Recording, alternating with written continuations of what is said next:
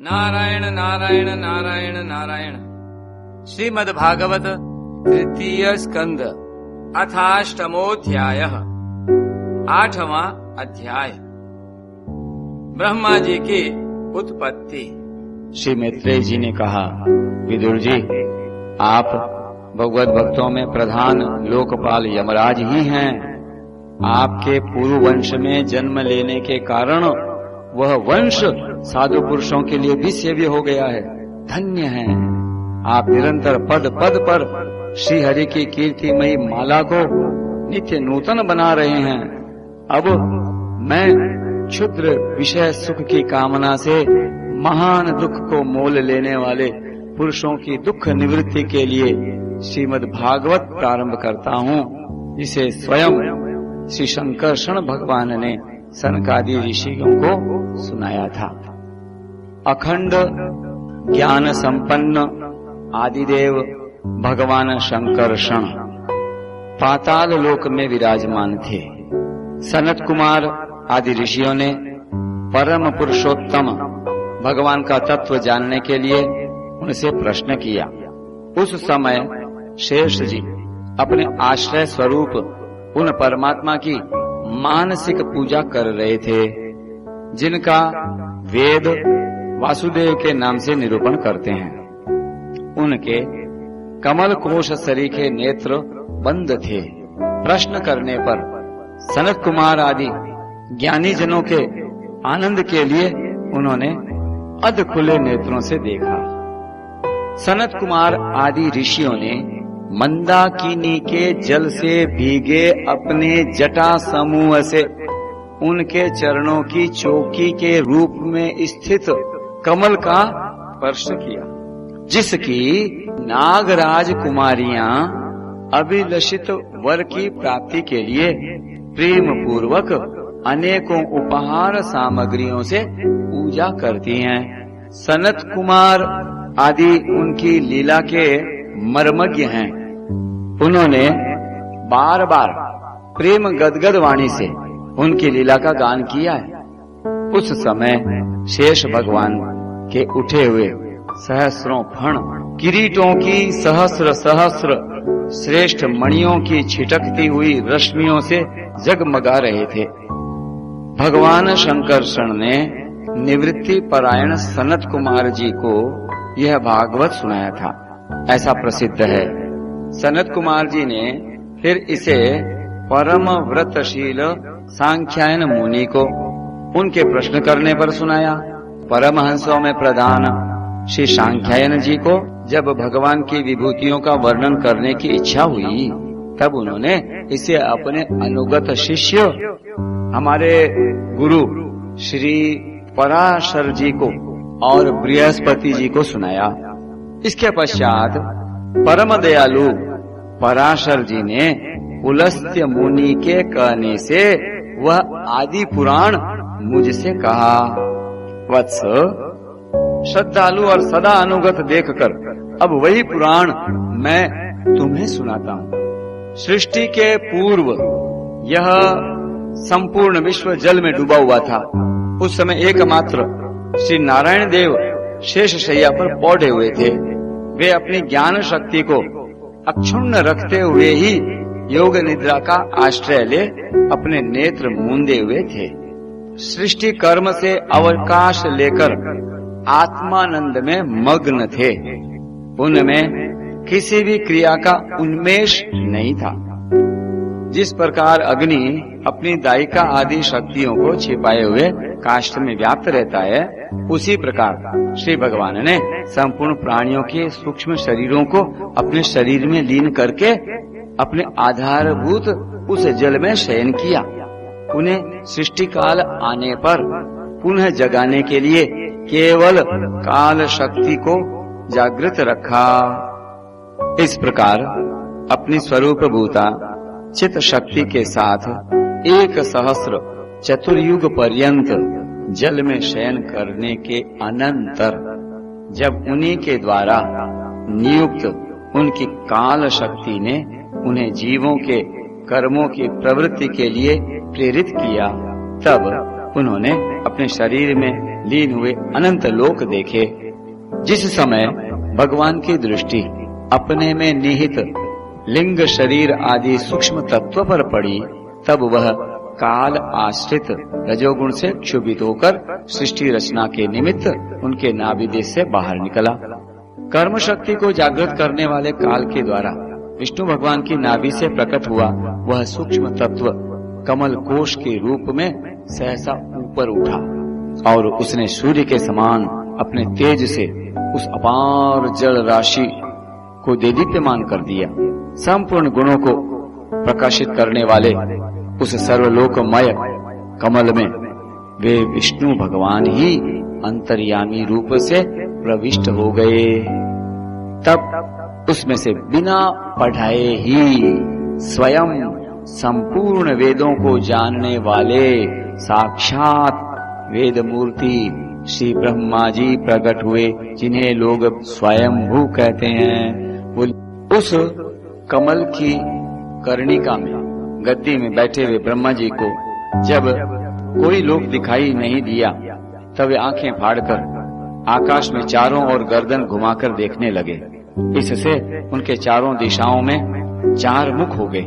उस समय प्रलय कालीन पवन के थपेड़ों से उछलती हुई जल की तरंग मालाओं के कारण उस जल राशि से ऊपर उठे हुए कमल पर विराजमान आदिदेव ब्रह्मा जी को अपना तथा उस लोक तत्व रूप कमल का कुछ भी रहस्य न जान पड़ा।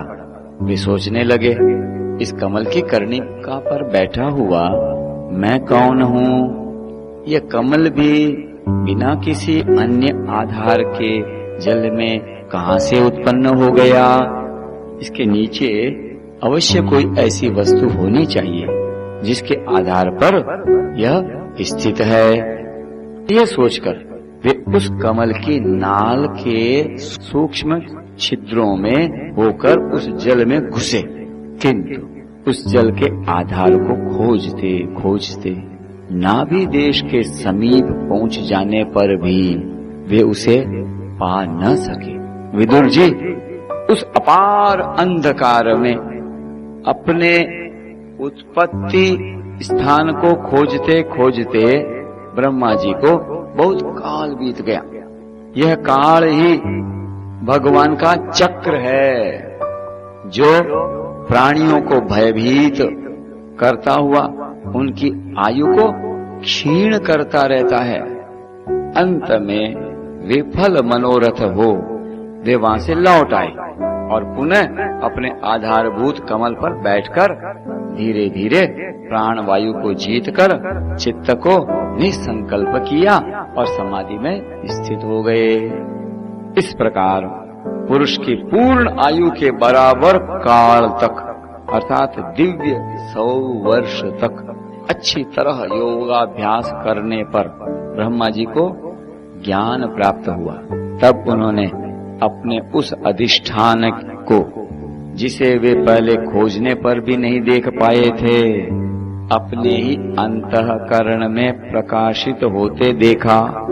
उन्होंने देखा कि उस प्रलयकालीन जल में शेष जी के कमल नाल सदृश गौर और विशाल विग्रह की शैया पर पुरुषोत्तम भगवान अकेले ही लेटे हुए हैं। बोलिए पुरुषोत्तम भगवान की जय।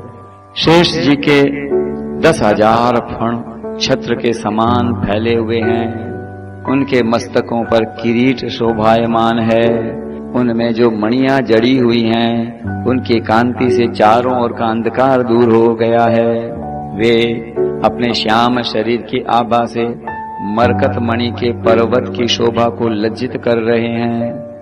उनकी कमर का पीतपट पर्वत के प्रांत देश में छाए हुए सायंकाल के पीले पीले चमकीले मेघों की आभा को मलिन कर रहा है। सिर पर सुशोभित सुवर्ण मुकुट सुवर्णमय शिखरों का मान मर्दन कर रहा है। उनकी वनमाला पर्वत के रत्न, जल प्रपात, औषधि और पुष्पों की शोभा को परास्त कर रही है तथा उनके भुजदंड वेणुदंड का और चरण वृक्षों का तिरस्कार करते हैं।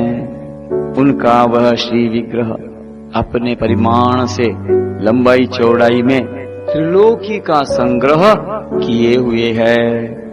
वह अपनी शोभा से विचित्र एवं दिव्य वस्त्राभूषणों की शोभा को सुशोभित करने वाला होने पर भी पीतांबर आदि अपनी वेशभूषा से सुसज्जित है। अपनी अपनी अभिलाषा की पूर्ति के लिए भिन्न भिन्न मार्ग से पूजा करने वाले भक्तजनों को कृपा पूर्वक अपने भक्त वांछा कल्पतरु चरण कमलों का दर्शन दे रहे हैं, जिनके सुंदर अंगुली दल नख चंद्र की चंद्रिका से अलग अलग स्पष्ट चमकते रहते हैं। सुंदर नासिका, अनुग्रह वर्षी भौहें, कानों में झिलमिलाते हुए कुंडलों की शोभा, बिंबा फल के समान लाल लाल अधरों की कांति एवं लोकार्तिहारी मुस्कान से युक्त मुखार विंद के द्वारा वे अपने उपासकों का सम्मान अभिनंदन कर रहे हैं। वत्स, उनके नितंब देश में कदम्ब कुसुम की केसर के समान पीत वस्त्र और सुवर्णमयी मेखला सुशोभित है तथा वक्ष स्थल में अमूल्य हार और सुनहरी रेखा वाले श्री वत्स चिन्ह की अपूर्व शोभा हो रही है। वे अव्यक्त मूल चंदन वृक्ष के समान हैं। महामूल्य केयूर और उत्तम उत्तम मणियों से सुशोभित उनके विशाल भुजदंड ही मानो उसकी सहस्रों शाखाएं हैं। और चंदन के वृक्षों में जैसे बड़े बड़े सांप लिपटे रहते हैं, उसी प्रकार उनके कंधों को शेष जी के फणों ने लपेट रखा है। जय हो। वे नागराज अनंत के बंधु श्री नारायण ऐसे जान पड़ते हैं मानो कोई जल से घिरे हुए पर्वत राज ही हो। शेष नारायण भगवान की जय।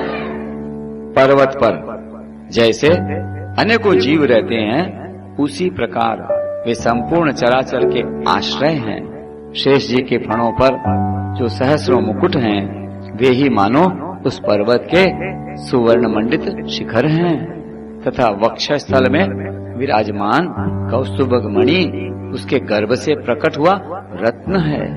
प्रभु के गले में वेद रूप भवरों से गुंजायमान अपनी कीर्तिमयी वनमाला विराज रही है। सूर्य, चंद्र, वायु और अग्नि आदि देवताओं की भी आप तक पहुंच नहीं है तथा त्रिभुवन में बेरोक टोक विचरण करने वाले सुदर्शन चक्र आदि आयुध भी प्रभु के आसपास ही घूमते रहते हैं। उनके लिए भी आप अत्यंत दुर्लभ हैं।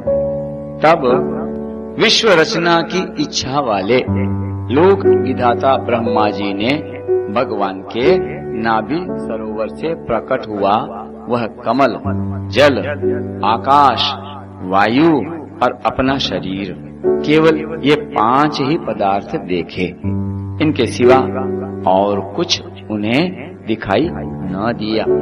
रजोगुण से व्याप्त ब्रह्मा जी प्रजा की रचना करना चाहते थे।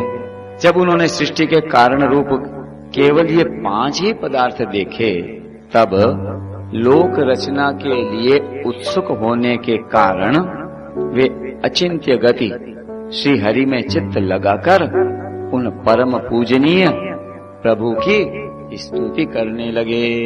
बोलिए भक्त वत्सल भगवान की जय। श्रीमद्भागवत महापुराण की जय। श्री वेदव्यास जी महाराज की जय। श्री सुखदेव जी महाराज की जय। श्री परीक्षित जी महाराज की जय। अनंत कोटि संत महात्माओं की जय। नारायण नारायण नारायण नारायण।